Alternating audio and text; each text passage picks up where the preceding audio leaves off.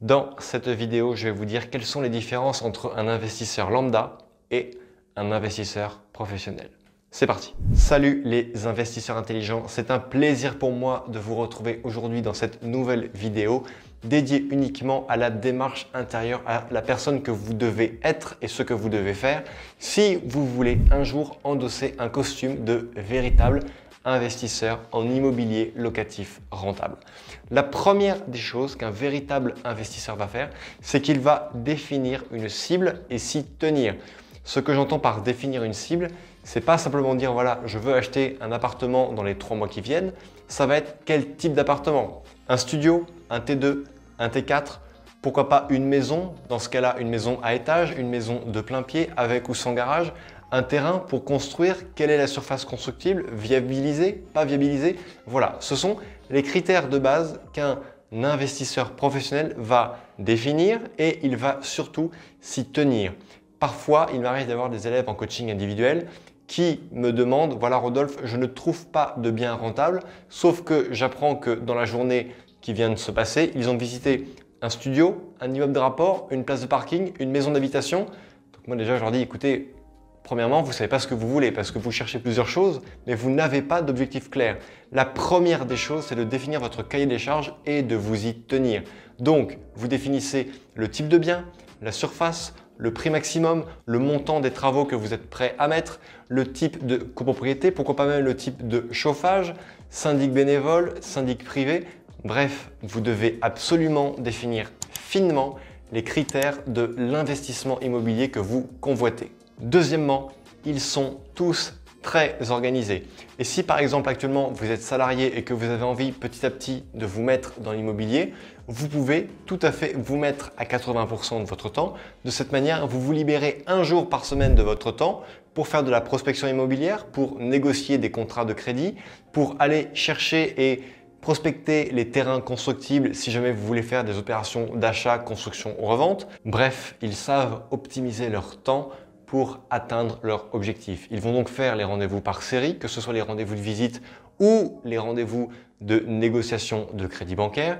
Ils ont déjà des personnes sous la main pour les aider à justement avoir des devis de travaux rapidement. Ils vont avoir un notaire réactif. Bref, ils savent s'organiser et faire des concessions pour atteindre leur objectif. Quand on passe à 80%, forcément, on va perdre 20 ou 25% de son salaire brut. Donc, il faut être sûr et certain de ce que l'on souhaite. Mais quoi qu'il arrive, ce sont des personnes qui sont organisées et qui vont savoir comment aménager leur planning pour atteindre plus facilement leur objectif. Troisièmement, les véritables investisseurs ont une véritable stratégie.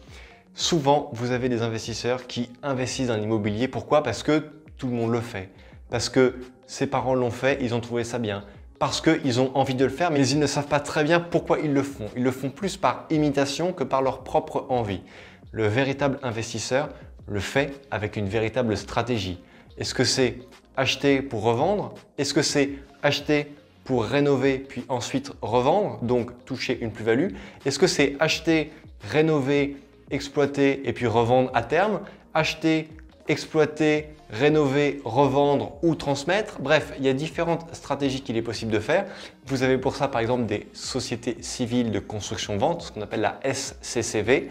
Et la SCCV est en gros une SCI, les statuts sont très similaires, qui vous permettent d'avoir une activité de marchand de biens en tant que particulier parce que c'est une société qui a purement la vocation de construire et de revendre des biens immobiliers, tandis que la SCI, sa simple vocation, c'est de construire un patrimoine immobilier. Quand je dis construire, c'est acquérir un patrimoine immobilier, d'en extraire des loyers et pourquoi pas après de revendre les biens.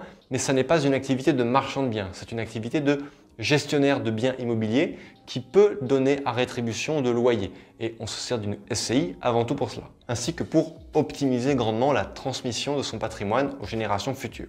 Quatrième point commun de tous les véritables investisseurs, c'est qu'ils savent estimer avec une grande justesse à 10% près le montant des travaux de rénovation. Vous les mettez dans un appartement, ils vont vous dire voilà pour cet appartement on va compter 32 000 € de travaux et lorsqu'ils vont vous montrer les factures finales, ils vont être à plus ou moins 10% de 32 000 € parce qu'ils ont un compas dans l'œil, ils ont l'expérience et ils savent parfaitement estimer. Ils savent également ce qu'il faut rénover, ce qu'il faut laisser dans cet état qu'est-ce qui mérite d'être détruit et d'être reconstruit, etc., etc. Ils ont donc une grande habitude, mais attention, cette grande habitude, vous pouvez également la construire par votre propre expérience et en général, ça se passe par une expérience terrain, une expérience réussie où vous allez tout simplement procéder par la rénovation d'un appartement. Moi, ce que je vous conseille, c'est de commencer par la rénovation légère d'un appartement. Quand je dis rénovation légère, ça va être simplement remplacement des fenêtres, remplacement du parquet, remise à niveau électrique et reprise des peintures. Ou alors une rénovation plus lourde où là, vous allez casser des cloisons, changer par exemple un système de chauffage, faire des travaux beaucoup plus lourds parce que vous allez redistribuer complètement l'appartement et changer la totalité de sa physionomie. Bref, il y a différentes petites choses à faire et ensuite après, vous pourrez passer à la rénovation, la réfection complète d'un immeuble de rapport. Mais surtout, allez-y step by step. Premièrement, la petite rénovation d'un studio, après rénover une grande maison, après rénover un immeuble de rapport. Mais il me semble important de respecter ces 3 étapes parce que si vous ne respectez pas une progression constante dans l'évolution de la difficulté de vos différents projets, vous allez vous décourager, vous allez vous brûler les ailes et vous risquez d'abandonner vos futurs projets en matière d'immobilier. Je vous en supplie, les investisseurs qui ont un superbe avenir sont ceux qui respectent absolument toutes les étapes, qui commencent simplement et qui petit à petit vont vers des investissements immobiliers de plus en plus complexes et difficiles. 5e point commun de tous les investisseurs immobiliers professionnels, ils connaissent sur le bout des doigts la fiscalité et notamment la fiscalité sur les différents régimes de plus-value. Il y a 2 régimes principaux, il y a la plus-value des particuliers et la plus-value des professionnels. La plus-value des particuliers, elle est de 0 lorsque vous revendez votre résidence principale. En revanche, si vous vendez une résidence secondaire ou un investissement locatif, vous avez de la CSG-CRDS à payer dessus, fameuse cotisation sociale généralisée et cotisation au remboursement de la dette sociale à payer à hauteur de 17,2% et il y a un abattement progressif qui se fait entre la 6e année de détention et la 30e année de détention. En revanche, pour tout ce qui est imposition au niveau de l'impôt sur le revenu, il y a pour celui-ci un impôt de 19% entre la 6e année et la 22e année. Ce qui veut dire que si vous achetez un bien immobilier aujourd'hui et que vous le revendez 300 000 € plus cher dans 10 ans, eh bien dans 10 ans, il y aura différents abattements au niveau de l'impôt sur le revenu et au niveau des prélèvements sociaux qui fera que sur les 300 000 € de gains que vous avez fait, il y aura une partie à reverser au trésor public. Et si vous attendez 30 ans, eh bien au bout de 30 ans, la plus-value sera encore plus grande. Mais là, au bout de 30 ans, il n'y aura plus rien à reverser au fisc et donc la plus-value sera dite complète. Mais attention car l'exonération de la plus-value des particuliers sur la résidence principale ne se fait que sur la résidence principale. Vous devez donc impérativement faire comme les vrais investisseurs et savoir calculer sur le bout des doigts le montant de la plus-value que vous allez devoir payer. Je me permets d'ajouter ici que si vous êtes un investisseur immobilier professionnel et que vous faites ça au travers d'une, par exemple, SAS de marchand de biens, eh bien vous pouvez acheter des biens immobiliers sans payer les frais de notaire si vous vous engagez à revendre ce bien, rénové ou pas, plus-value ou pas, dans les 5 ans, car c'est l'utilisateur final qui devra s'acquitter de la totalité des frais de notaire. En revanche, si vous voulez que ce bien-là intègre votre propre patrimoine, vous devrez faire la démarche d'aller voir votre notaire afin de vous acquitter des droits et émoluments d'acquisition que l'on paye auprès du notaire pour le régulariser et l'intégrer dans votre parc immobilier.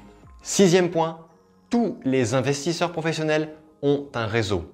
Ils ont un notaire, ils ont un expert comptable, ils ont 2 ou 3 banquiers, ils ont en général une petite dizaine d'agents immobiliers qui vont les prévenir qu'une dizaine de biens off-market est en train d'arriver doucement sur le marché et ils ont bien sûr dans leur relation, même dans leur équipe proche, des artisans, soit des artisans spécialisés en plomberie, en carrelage, en peinture ou des entreprises TCE, des entreprises tout corps d'État qui vont pouvoir leur faire des devis rapidement et réaliser des travaux de rénovation rapidement également. 7e point qui fait la différence entre un investisseur novice et un véritable investisseur d'expérience, eh bien dites-le moi, je serai heureux de lire et de répondre à tous les commentaires. Vous savez, si vous êtes abonné à la chaîne, que je lis et que je réponds à chacun des commentaires que l'on m'écrit sous chacune de mes vidéos. En attendant de lire ce que vous allez m'écrire, n'oubliez pas de liker la vidéo, de la partager, de vous abonner à la chaîne si bien sûr ça n'est pas déjà fait. Et puis comme d'habitude, crise ou pas crise, on fait la route ensemble. Ciao!